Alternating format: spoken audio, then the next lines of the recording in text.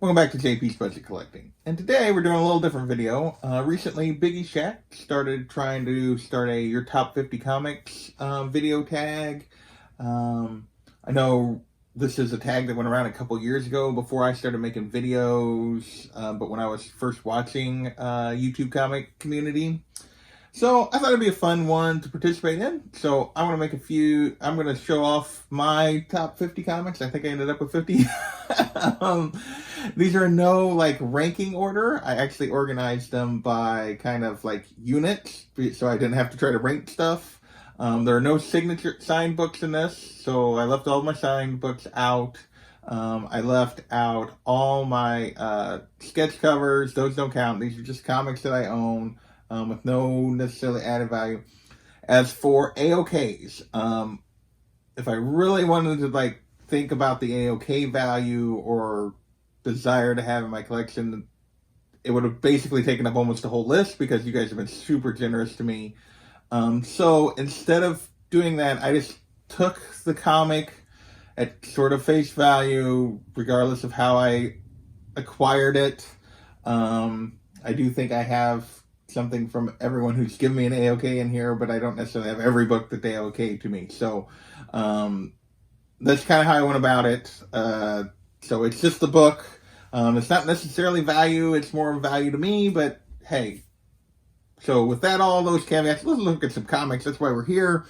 So first up, we're going to run through my indies or non-DC, non-Marvel. You will notice it's a very small list. There's only 5 books. First up is the Danger Girl preview.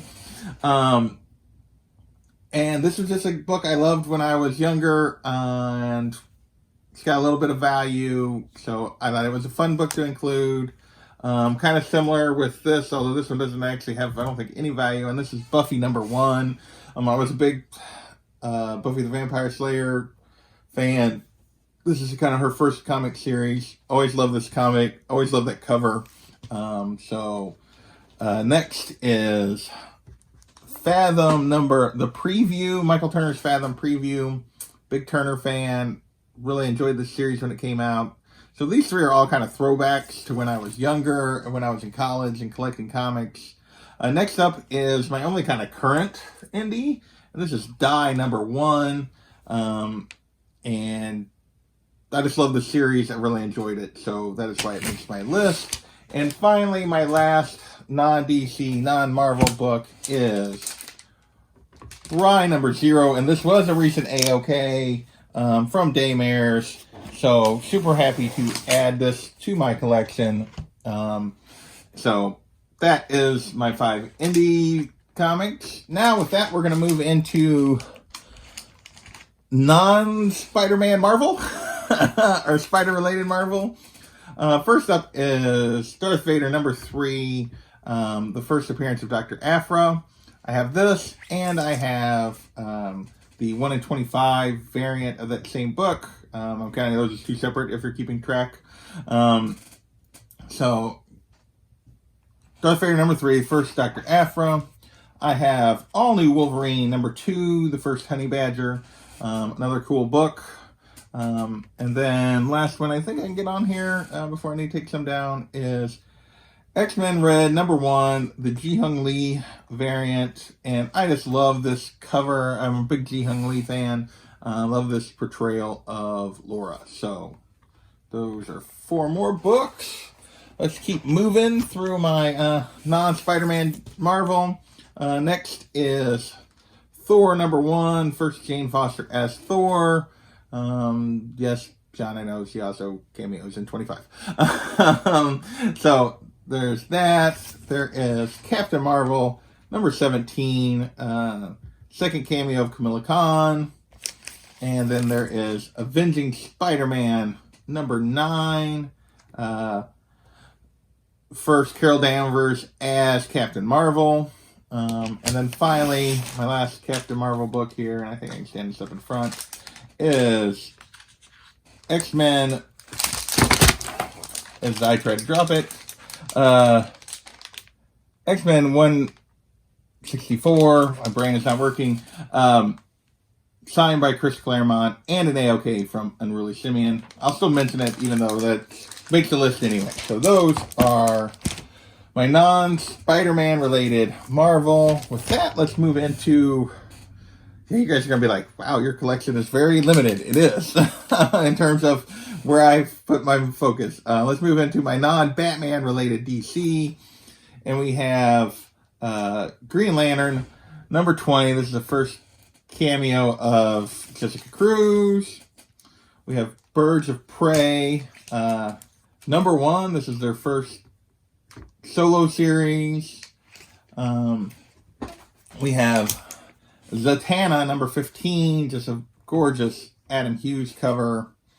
And we have Crisis on Infinite Earths, number 1, which I have in a 9.8 slab. So, there are those books. With that, we're going to move into Spider-Man related characters. First up on that list is we're going to have a little Spider-Woman, number 1. Then we have, or Spider-Man related books, I should say. And then we have Amazing Spider-Man number 36. We have Amazing Spider-Man number 4, the first appearance of Silk.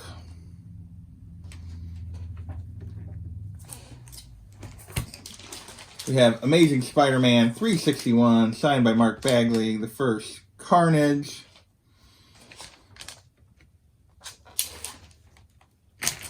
We have Amazing Spider-Man number 194. First appearance of the Black Cat. We're going to move into some Gwen Stacy books now. We have Spider-Gwen number 24. So all my slabs ended up making this list, even the ones that aren't necessarily. And this is the first Gwenum. So in her universe, when she first gets the Venom sort of symbiote thing, have to read that story to understand it. And then we have, of course, Edge of the Spider-Verse number 2, the first appearance of Spider-Woman Gwen Stacy from an alternate universe. And then one final Gwen Stacy related book, and that is Amazing Spider-Man number 31, the first appearance of Gwen Stacy. So, all right. Now we got one more Spider-Man character that we haven't addressed directly that you guys know I'm a big fan of, and that is Mary Jane. So we have Amazing Spider-Man 601, this gorgeous J. Scott Campbell Mary Jane cover. Then we have Amazing Spider-Man number 25, her first cameo where she's hidden behind a plant. And then finally we have Amazing Spider-Man number 42, Face It Tiger, You Just Hit the Jackpot. Her first, what I consider full appearance, because she does speak. I know there's a debate on that, whether it's this one or 43. This is the one I wanted because of the famous line. So, with that, we're going to move into our Batman-related comics. So you're going to be like, whoa, that's where the majority of Jason's collecting has been. That is true. First up, we're going to have like some Batman story type related stuff. And we have Batman White Knight number 1. I put this on the list. I love this. Is one of my favorite stories. And just a great copy that I managed to snag into my collection. We have Batman number 497, The Breaking of the Bat, in a 9.8. I also have the newsstand version of this that is not slabbed. So just... This is my childhood. What am I talking about? So, of course, this book had to make the list. And then the last of kind of my story-related Batman keys is Batman 608, the second print, the famous Jim Lee cover. Super happy to have this in my collection as well. So, all right, with that, we're going to move into some of the Bat villain-related characters. We're going to start with Batman number 189, the first Silver Age Scarecrow.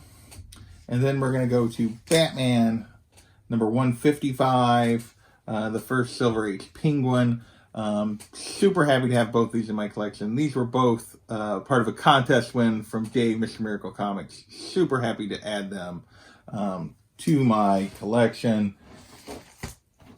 Next up is Gotham City Sirens, #1.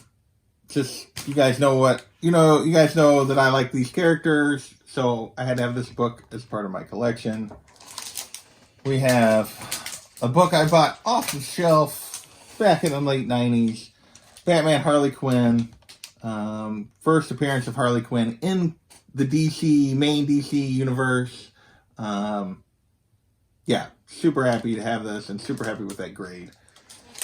And then, so I don't have Batman Adventures 12, but I do have the first appearance of Poison Ivy, thanks to my friend, Comic Books NYC Kavi, Batman #181. So, just another book that I'm just super stoked to have in my collection.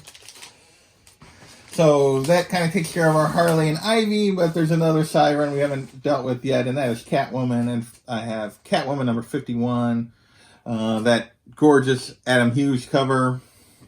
And then my other two big Catwoman books are Superman's Girlfriend, Lois Lane, #70, the first Silver Age appearance of Catwoman. And then the newest addition to my collection, Batman #42, the first cover appearance of Catwoman on the title of Batman, and only her second cover appearance overall. Yeah, super pumped. And my only Golden Age comic, so at this stage. So, super excited to have that. With that, we'll move into kind of my last two areas that I'm going to talk about. And these are mostly Batgirl and Nightwing related. One of these is kind of a side Batgirl related. This is the first Cassandra Cain, who was the second Batgirl. So, well, technically, I guess the third Batgirl, if you go back to the Golden Age, early Silver Age one. So first Cassandra Cain, and then we'll move into the Batgirl that I love the most, Barbara Gordon. So we got this Batman and Robin Adventures #21. I just love that cover. We have Batgirl #23, that gorgeous Josh Middleton cover. We have Batgirl #35, the 1 in 25 Babs Tarr cover. Just love this book, love that cover. Signed by Babs Tarr. Then I have Batgirl #12, the Art Germ cover. Now this is technically I probably should have put this earlier because this is not Barbara, this is Stephanie Brown, but just one of my favorite covers. I got that one out of order. And then finally, for Batgirl only related, we have Detective Comics 359, the first appearance of Barbara Gordon Batgirl. So, if you haven't noticed, at least one character I haven't dealt with yet, which is my favorite character. We have some books related to him. First of all, we have Birds of Prey, #8. I put this here because it's kind of a between the Batgirl and Nightwing books, because obviously this is third date and just a book that I love that I'm glad to have in my collection. I have Nightwing #1. This is a book, if you guys know, that got me into actually collecting and buying comics. Next up is, we're going to cheat a little bit. We put the Titans books here because they are Nightwing related or Dick Grayson related. We have Tales of the Teen Titans #2, first appearance of Deathstroke. So it kind of got bumped to the bottom of the list as opposed to being with the other DC, just because I decided to make a Dick Grayson lot here at the bottom. We have the New Teen Titans #1, the first appearance of the new team, double signed by George Perez and Marv Wolfman, and fabulous AOK from my friends, Bear Island Comics. And the last book of my 50 is Tales of the Teen Titans #44, first appearance of Dick Grayson. So that's my 50 comics. I want to thank you guys for watching. Like I said, these were in no particular order. They were in a particular order by character, not necessarily by value, but my collection has really exploded in the last couple of years as I've got both started doing YouTube and started getting serious about it, plus just some amazing AOKs. So I want to thank you guys for watching. We'll catch you next time.